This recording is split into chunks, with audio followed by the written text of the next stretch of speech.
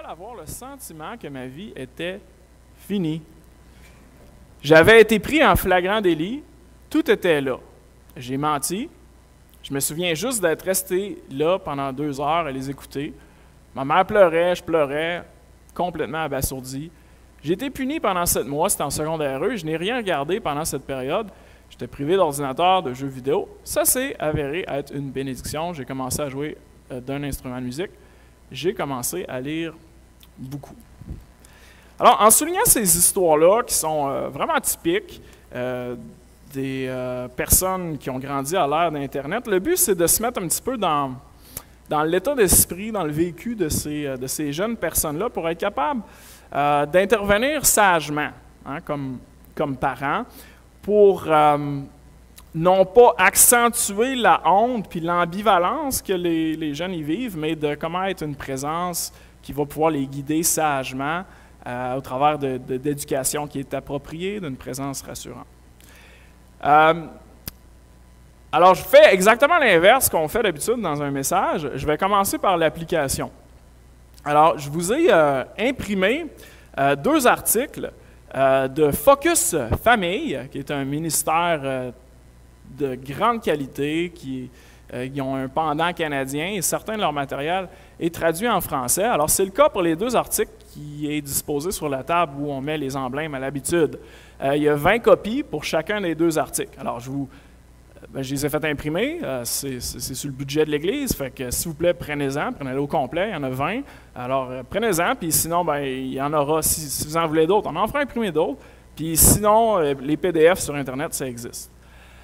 Les articles sont vraiment bien écrits, écrits par, je suspecte, là, une psychopédagogue qui va bien naviguer, là, bien expliquer c'est quoi les interventions appropriées à faire avec les enfants, qu'est-ce qui est approprié selon l'âge, vous expliquer davantage c'est quoi un petit peu le processus addictif, comment en parler, comment répondre à vos craintes à vous de je suis mal à l'aise de parler avec ça, comment ça va se passer.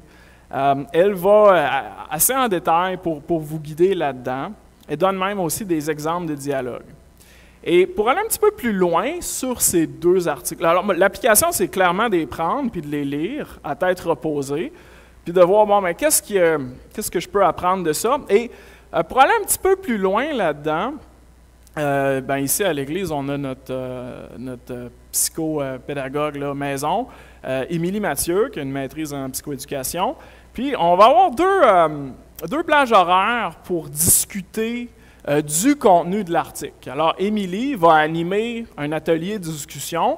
Il y en aura un en présence, mercredi le 29 mars, à 19h15. Alors, si ça vous intéresse comme parent d'avoir quelqu'un avec qui aller un petit peu plus profondément dans le contenu de l'article, ce qui vous a marqué ou des affaires qui ne sont pas sûres, vous avez des questions plus personnelles avec vos besoins à vous, en présence le 29 mars à 19h15 et sur Zoom aussi, jeudi le 16 mars à 19h45. Alors ça, c'est vraiment les 2 applications pour aujourd'hui. Si vous êtes là pile, vous êtes parent d'enfant, je pense que c'est comme un peu immanquable de réfléchir sérieusement là-dessus, parce que c'est sûr que la stratégie de se mettre la tête dans le sable, ça ne marchera pas, là. Et donc, c'est avec Émilie, elle est compétente pour ça. Alors, moi, qu'est-ce que je suis? Moi, je connais la Bible, alors je vais rester un petit peu plus au niveau de ça. Et comme premier point aujourd'hui, je veux, toujours dans notre contexte précis, je veux parler de la bonne nouvelle. La bonne nouvelle qui est à la fois le message à dire à quelqu'un, que ce soit un enfant, que ce soit un adulte qui a un comportement addictif. La bonne nouvelle, c'est le message à dire. Et c'est aussi l'attitude parentale à modeler, ou l'attitude à avoir avec peut-être un frère, une sœur qui lutte avec une dépendance quelconque. Alors, la bonne nouvelle de Jésus qui est mort, enterré, ressuscité, pour nos péchés, cet équilibre-là entre la vérité et la grâce, c'est à la fois le message à dire et l'attitude qu'on veut avoir. le genre d'équilibre grâce-vérité. Et ce que je vais faire dans ce prochain point-là, c'est que je vais simplement redire la bonne nouvelle. Je vais marquer les points importants qui viennent modeler un petit peu notre attitude parentale. Alors, le message de la grâce de Jésus, c'est la fondation d'amour, c'est la fondation d'acceptation qui est nécessaire pour que n'importe quelle personne qui est prise dans un esclavage ait le support nécessaire pour faire le long chemin de la repentance vers la sobriété. Ceux qui luttent avec des dépendances ou des comportements addictifs, ils ont besoin de savoir qu'ils ne sont pas tout seuls, qu'ils ne sont pas isolés, que leur vie n'est pas finie et que Dieu est le Dieu de la libération, qu'il est le Dieu du pardon. Et c'est cet amour-là de Dieu envers nous, modelé aussi dans l'attitude du parent, qui fait en sorte que, hey, je sais que Dieu m'aime encore, et c'est de cet amour-là que je suis capable de dire, OK, j'ai 6 fois le juste est tombé, mais la 7e fois, il se relève. Je peux me relever parce que Dieu m'aime, parce que mon parent m'aime. Alors, on croit que cette grâce-là, ce cadeau-là, c'est une personne, que cette personne-là, c'est Jésus-Christ. Et avant de parler de la bonne nouvelle, rappelons la mauvaise, et je vous cite ici Romains 5,12, qui nous dit, à propos de qui on est devant Dieu, que c'est pourquoi, comme par un seul homme, le péché est entré dans le monde, et par le péché la mort, et qu'ainsi la mort s'est étendue sur tous les hommes, parce que tous ont péché. Alors chacun d'entre nous, l'Écriture déclare que nous sommes pécheurs, qu'on est coupés de Dieu, parce qu'on est tous nés en Adam. Chacun d'entre nous, on est coupés de Dieu. Et là, on se dit, c'est profondément injuste. Il n'y a personne ici, pas même le plus grand des accros, chacun devant Dieu est également condamné. Et comme humain, c'est profondément choquant, profondément blessant, mais devant Dieu, il n'y a pas un qui est plus méritant que l'autre. Que ce soit le chrétien le plus mis à part, nous sommes tous également condamnés devant Dieu. Première chose qui est radicale, c'est ça. On est tous également condamnés devant Dieu. Et l'Écriture dit un petit peu plus loin, au verset 15 de Romains 5, « Mais il n'est pas du don gratuit comme de l'offense. Car si par l'offense d'un seul, il en est beaucoup qui sont morts, à plus forte raison, la grâce de Dieu et le don de la grâce venant d'un seul homme, Jésus-Christ, ont-ils abondamment été répandus sur beaucoup. » Ce que l'Écriture dit, c'est que quand je me tourne vers Christ par la foi, je suis uni à lui, et quand je suis uni à lui, je suis justifié, pardonné. Et le texte dit que ce n'est pas par rapport à ma performance, pas par rapport à mon obéissance, pas par rapport à ma sobriété, que c'est par la grâce, que c'est gratuitement. Pour illustrer, imaginez une inondation frappe la région une nouvelle fois, et là, ta maison est encerclée par de l'eau, et l'eau monte. Comment est-ce que tu vas faire pour t'en sortir? Ben là, tu dis, OK, l'eau monte, je vais sortir sur le pas de la maison, puis là, tu te mets à agiter les bras de haut en bas. Tu sais? Puis là, tu vas de plus en plus vite. Puis là, tu te dis, OK, ça y est, je suis sur le bord de décoller, je vais pouvoir m'envoler, puis m'en aller en sécurité là où il n'y a pas d'eau. OK. C'est un peu de la même manière que chaque humain essaie que ça marche avec Dieu, mais tu ne battras jamais assez des mains, assez vite. La seule façon de se sortir de cet îlot inondé-là, c'est pas d'essayer plus fort, c'est pas d'avoir des ailes sophistiquées, mais de réaliser que je suis pogné, là. Il va y avoir quelqu'un qui descende ici et qui vienne me chercher. On ne s'en sortira pas par nos propres efforts. On ne s'en sortira pas à coup de bonnes œuvres. La grâce qui est révélée en Jésus, c'est cette idée qu'il y a un hélicoptère venu du ciel là, qui vient nous arracher de l'esclavage, de notre péché. Il vient nous chercher de là et nous amène à la liberté. J'ai besoin, comme humain, de l'hélicoptère de la grâce qui va venir me chercher. Alors, si on pense à notre sujet, c'est quoi le lien entre le sujet et cette partie-là de la bonne nouvelle?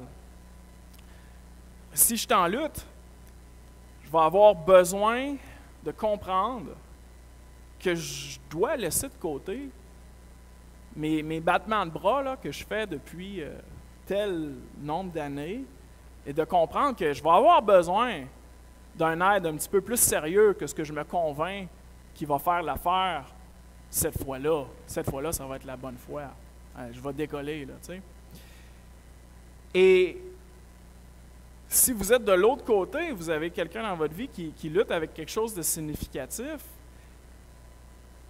il va avoir la nécessité de le modeler, cette attitude de Jésus-là, de grâce et à la fois de vérité. Notre performance, notre obéissance, notre perfection ne détermine pas ultimement si je suis aimé ou rejeté par Dieu. Ce n'est pas cette obéissance-là qui détermine ultimement si Dieu m'aime ou si je suis un saint. Tous les humains, accros ou non, bons chrétiens ou non, sont pognés sur cet îlot-là, pognés sur l'île d'Adam. Et qu'est-ce qui peut nous transformer? Il n'y a rien qui peut nous transformer à part le sang de Jésus. Et maintenant, en dépit de nos imperfections, notre péché, ou même nos addictions, maintenant, par la foi en Christ, nous sommes, nous dit l'Écriture, présentement assis dans les lieux célestes en Christ. Maintenant, nous dit l'Écriture, parce qu'on est unis à Christ, il nous dit, va ta foi te sauver. Va et ne pêche plus. Éphésiens 2, 5, 6 nous dit, nous qui étions morts par nos offenses, le Père nous a rendus à la vie avec Christ. C'est par grâce que vous êtes sauvés. Il nous a ressuscités ensemble. Alors il parle comme c'est un fait accompli. Et il nous a fait asseoir ensemble dans les lieux célestes en Jésus-Christ. Alors, si on réfléchit un petit peu à ces vérités-là, bien, parfois on agit comme si, dès qu'on vient à Christ, dès qu'on commence à marcher avec lui, on commence par la grâce, mais là après ça, quand on est rendu sur le chemin, mais la grâce n'existe plus. Alors, tu te débarrasses de l'hélicoptère de la grâce, maintenant, c'est toi qui marches tout seul. Et évidemment, cette approche, c'est pas vraiment ça qui est aidant pour n'importe quel pécheur et encore moins pour ceux et celles qui luttent avec des addictions. Alors, croire en la grâce ne veut pas dire d'accepter le péché ou de le laisser sans conséquence. Ne veut pas dire ça. La bonne nouvelle de Jésus, cependant, est radicalement opposée au péché. Elle est radicalement engagée à libérer le pécheur de ses liens. Mais la source de cette transformation-là est enracinée dans le fait que même si tu pêches, il n'y a rien que tu peux faire pour que Dieu t'aime plus et rien que tu peux faire pour que Dieu t'aime moins. Parce que ton une acceptation, ta connexion avec Dieu, c'est Christ. Et il te voit comme un juste à cause de Christ. Et c'est vrai pour chaque personne.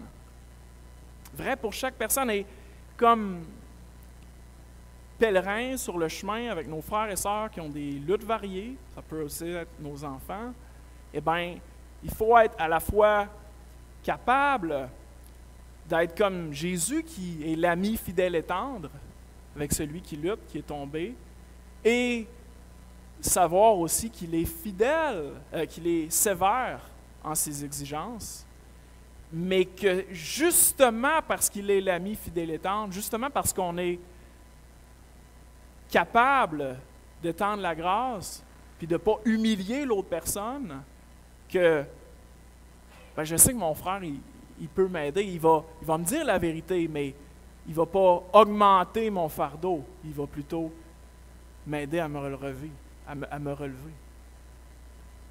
Alors encore, on pourrait dire, ben voyons, dire quelqu'un qui est pardonné en Christ, c'est comme l'encourager à pécher. Tu sais, ça ne marche pas, c'est quasiment insultant. Mais je vous dirais que selon les Écritures, c'est l'opposé qui est vrai. Je vous rappelle l'histoire où, la fois où Jésus est invité à souper chez Simon le pharisien. Puis il y a une femme pécheresse qui apparaît. Et là, pendant le souper, elle se met à laver les pieds de Jésus avec ses propres cheveux. Et là, Simon le pharisien, il est indigné. Il se dit, si ce gars-là était un prophète, il saurait qui est en train de lui laver les pieds. Et là, Jésus voit le cœur de Simon et il lui dit, qui va aimer le plus? Celui qui est pardonné un petit peu ou celui à qui l'on pardonne beaucoup?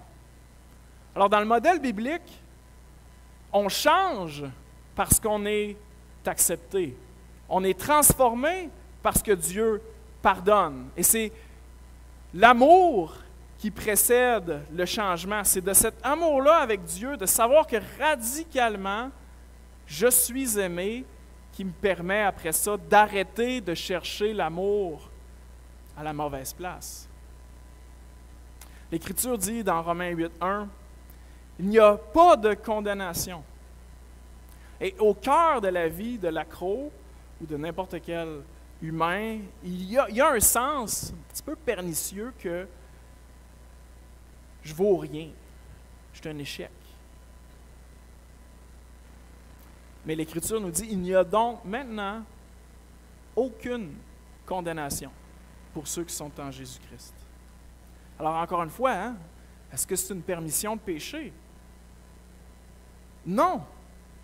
La correction puis le chemin de la repentance, le chemin du changement, ce n'est pas la même chose que la condamnation et la damnation.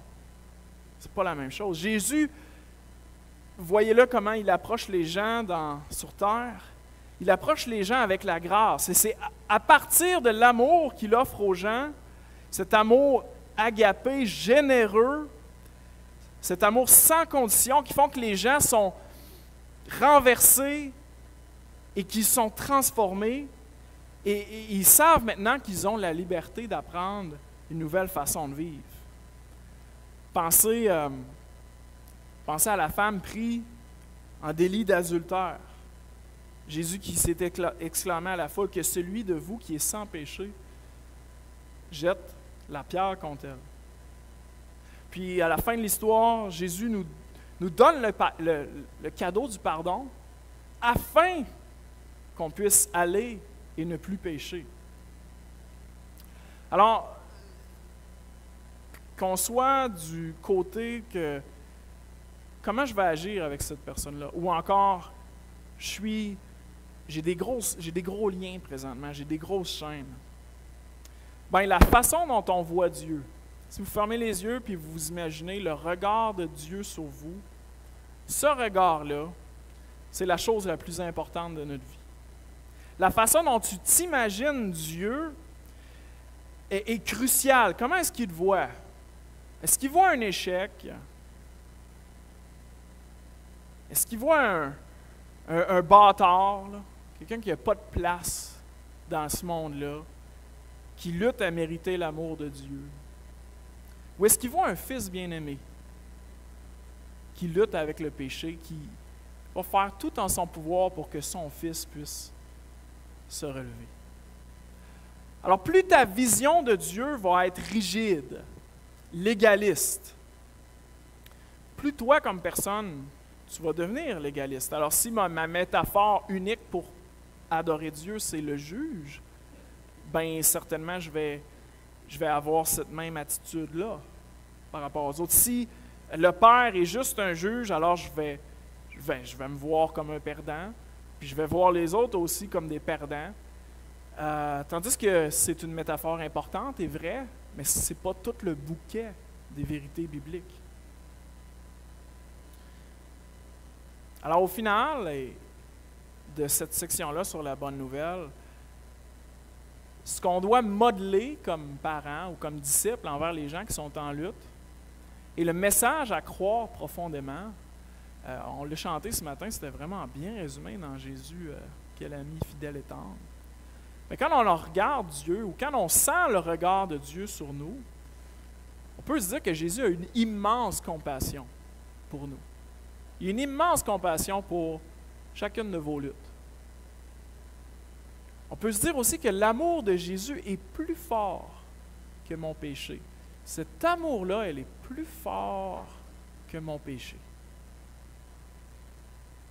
Sa miséricorde, sa capacité à venir nous aimer là où on ne veut pas être aimé, là où on veut ignorer que c'est là dans nos vies, sa miséricorde est plus puissante que notre honte. Il veut nous rencontrer dans ces places-là où on a fermé la porte, puis on a jeté la clé, puis on ne veut pas y repenser. Notre Dieu est infiniment plus gracieux que la personne la plus gracieuse. Il est aussi cet agneau conquérant, le roi des rois et seigneur des seigneurs. Et il t'invite à le joindre pour combattre une guerre qu'il a déjà remportée. Alors non seulement il t'aime, mais il est venu pour libérer les captifs. Il veut le meilleur pour toi, et le meilleur, c'est le premier pas vers la sobriété, vers se libérer de ces choses-là qui nous ramènent vers la honte, vers l'échec. Et l'amour de Dieu, pour nous enthousiasme, nous remplit de dynamisme pour le connaître profondément, puis être conformé à son image. Alors, à partir du moment où je reçois cet amour de Dieu-là, ben je veux laisser aller mes mauvais réflexes d'aller chercher l'amour, la valorisation à la mauvaise place.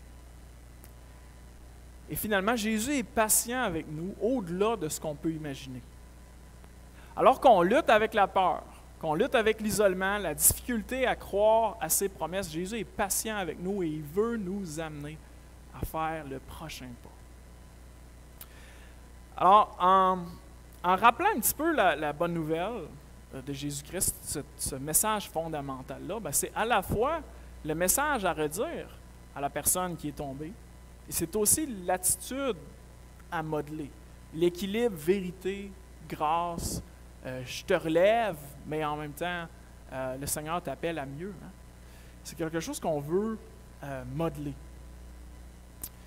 Et changer de page. Et comme parents, on se pose la question, c'est qui enseigne le plus l'amour de Dieu aux enfants? Je vous suggère là, que ce n'est pas l'école du dimanche qui l'enseigne le plus, c'est pas le camp Brochet. La personne qui enseigne le plus l'amour de Dieu, c'est les parents. Hein? Quand vous... Naturellement, là, sur le visage de Dieu, il va avoir le visage de votre père, de votre mère. Parce que c'est dans votre relation avec vos parents que, naturellement, vous allez... qu'on a appris, papa, maman, c'est comme une figure de Dieu. Puis dans nos attitudes, dans la vie chrétienne, après ça, on se rend compte, quand on réfléchit, j'ai tendance à voir Dieu comme je vois mes parents. Et une partie, justement, de ce que c'est la croissance chrétienne, c'est de faire une distinction entre les deux, puis de réaliser, Dieu est différent de mes parents c'est différent de Dieu.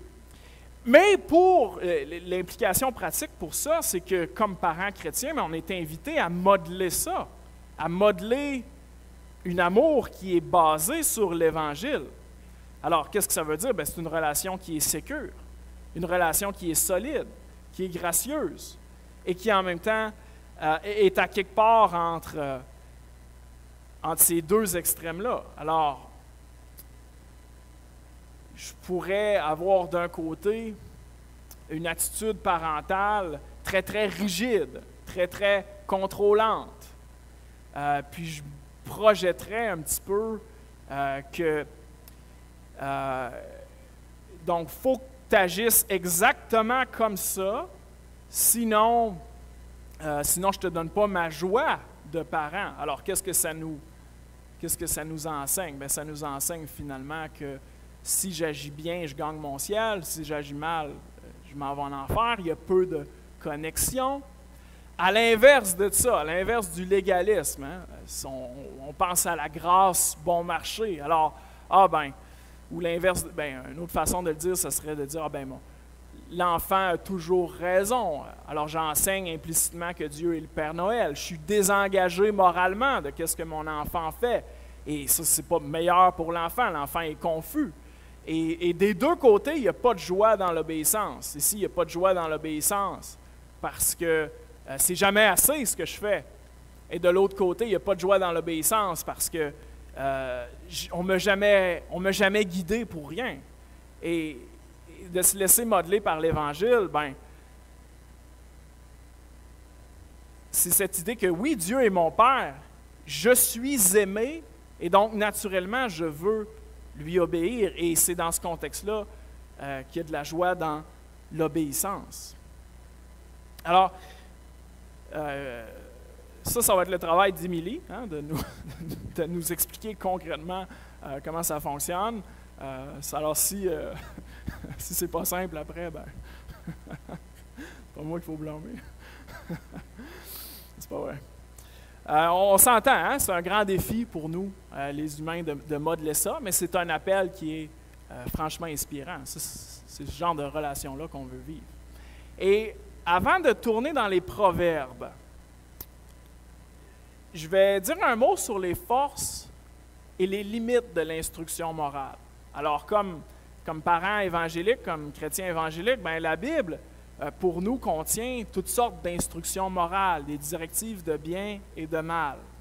Alors, on est tous d'accord, ici, on est convaincus, l'enseignement du bien et du mal, c'est bon.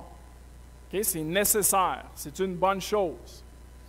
Ce que je vous suggère, c'est que c'est bon et que ce n'est aussi pas tout à fait suffisant. Alors, ce que je suis en train de dire, c'est que si vous étiez un ordinateur, si vous étiez une intelligence artificielle, ce ne serait pas suffisant pour conduire vos enfants vers connaître le bien et le mal, puis être sages dans leur vie. Jésus est une personne.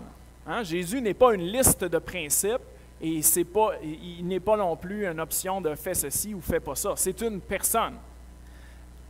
Il y a une autre chose donc qui est nécessaire, c'est d'être connecté relationnellement avec nos enfants, ou que l'enfant puisse être capable de savoir que non seulement mon parent peut m'enseigner le bien et le mal, mais qu'il va être capable de me recevoir.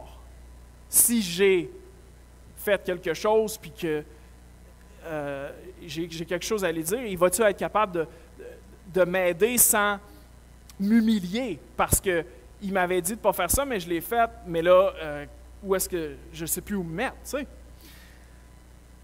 Alors, il est essentiel, oui, d'enseigner le bien et le mal à nos enfants pour un développement sain. Okay, on est tous convaincus de ça. Mais d'un autre côté, si l'enfant est humilié parce qu'il a fait quelque chose de mal, si on l'humilie, là, tu ne m'avais pas écouté la première fois, on est en train de produire un peu l'effet inverse. C'est jamais bon d'utiliser la Bible pour humilier quelqu'un, surtout pas un enfant, hein, parce que l'équation se fait. Hein, on a utilisé la Bible pour m'humilier, un petit peu plus tard, je vais avoir une réflexion critique que ça ne m'intéresse pas d'avoir la Bible dans ma vie.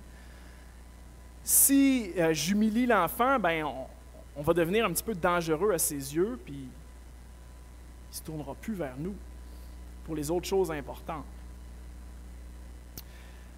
Et ultimement, ben, le but de tout ça, c'est que l'enfant puisse passer de barrières extérieures. « Ah, mes parents, ils m'ont dit de ne pas faire ça. » Ou il y a des règles à la maison, on doit utiliser l'ordinateur comme ça, des règles extérieures, à progressivement, l'enfant devient convaincu lui-même, puis ça devient une barrière intérieure, ça devient une conviction personnelle profonde. Je veux terminer dans les minutes qui nous restent ce matin avec un petit survol de ce qu'on voit dans les Proverbes. Comment Salomon gagne le cœur de ses enfants. Et il y a plusieurs textes dans les Proverbes qui nous parlent des comportements sexuels et amoureux. En fait, il y en a quand même pas mal quand tu les comptes.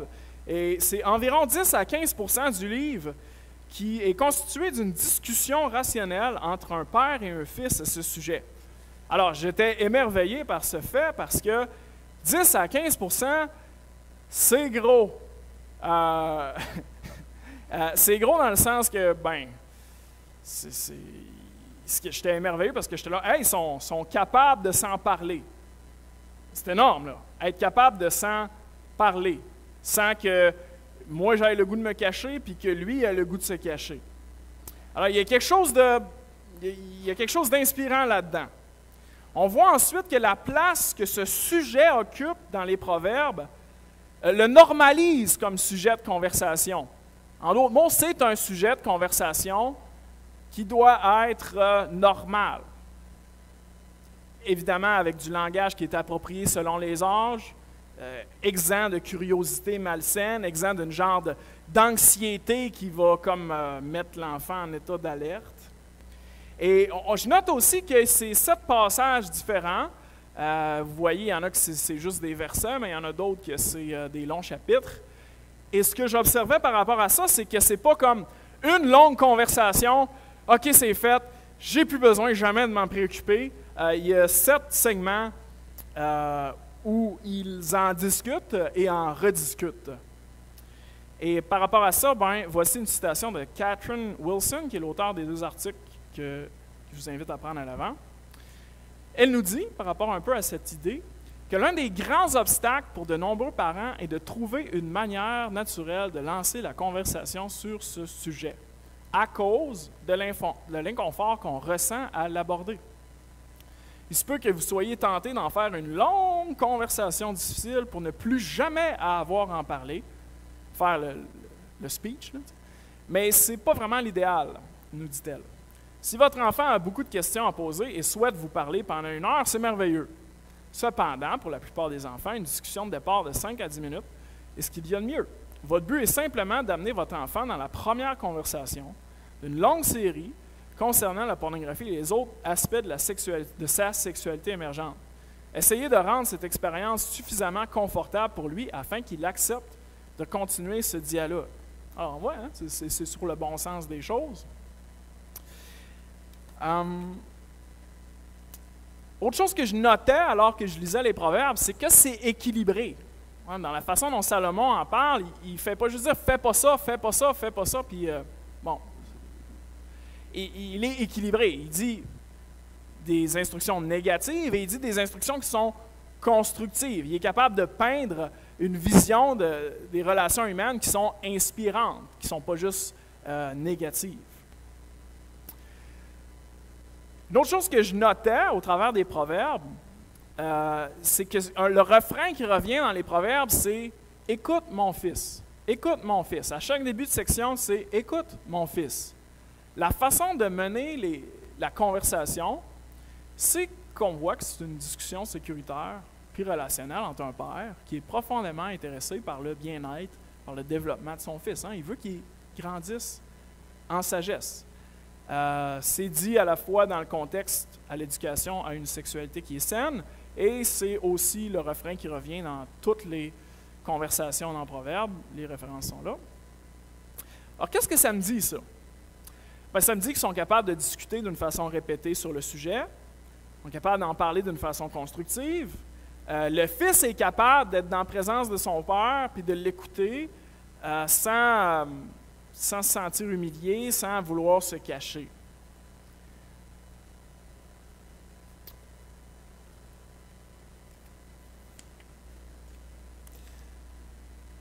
Dernière observation que... Quel choix vais-je faire? Le bon choix, merci François. On est rendu là, je vais faire ça. Quelle sorte de choses les enfants, disons, dans ce truc-là, quelle sorte de choses ils veulent avoir, quelle sorte de relation ils veulent avoir avec leurs parents? Alors voici le genre de choses qu'ils disent. Je veux savoir que l'adulte n'est pas déçu de ma personne, qu'il va me supporter. Je veux que les adultes sachent que ça me fait peur de dire ça à quelqu'un. C'est vraiment en gros que je le dis. Je veux que les adultes promettent de ne pas dire mes choses aux autres, pas de potin. J'ai besoin de quelqu'un qui va pouvoir écouter mes choses gênantes sans capoter. Je veux savoir que l'adulte se soucie de moi, qu'il s'intéresse à moi, qu'il m'aime. J'ai besoin qu'on soit patient avec moi. Puis, le contenu des discussions qu'on voit dans les Proverbes, c'est que Salomon parle de choses, il éduque de façon posée, il dit des faits, causes-conséquences, il vise à gagner le cœur de l'enfant. Mon fils, donne-moi ton cœur, et que tes yeux se plaisent dans mes voies. Car la prostituée est une fosse profonde, et la courtisane est un puits étroit. Puis on est capable de s'imaginer qu'à force de conversation, l'enfant devient convaincu dans son cœur. Alors, je trouvais qu'il y avait quelque chose de profondément inspirant là-dedans. J'avais d'autres choses à observer sur les proverbes, mais on va s'arrêter là ce matin. Alors, en résumé, plusieurs conversations dans un contexte relationnel de confiance, de façon à gagner le cœur, avec des infos qui sont équilibrées, du négatif, mais du positif. Et puis, je réitère mes applications. Prenez les articles Focus Famille à l'avant. On a nos ateliers avec Émilie. Et il y a aussi des livres appropriés disponibles à la bibliothèque, présumément, ou sur Internet. Dieu a créé des garçons et des filles. Dieu m'a créé comme je suis. Et Good Pictures, Bad Pictures, ça ne sera pas à la bibliothèque, mais sur Internet. Alors, merci de votre attention. Je vais finir avec un mot de prière. Notre Dieu, nous te louons pour la bonne nouvelle du salut en Jésus-Christ. Merci parce que c'est le message de notre libération, la déclaration que nous sommes libres, pardonnés en Jésus. Et notre Dieu, c'est le message qu'on veut faire descendre profondément dans nos cœurs. Et c'est aussi le message que l'on veut modeler dans nos relations les uns avec les autres. Équilibrer la vérité, la grâce, l'acceptation, mais aussi tes bonnes exigences. Seigneur, je te remets en particulier les parents de l'Église, que tu leur donnes la sagesse. Et c'est dans le nom du Seigneur Jésus que je prie ces choses. Amen.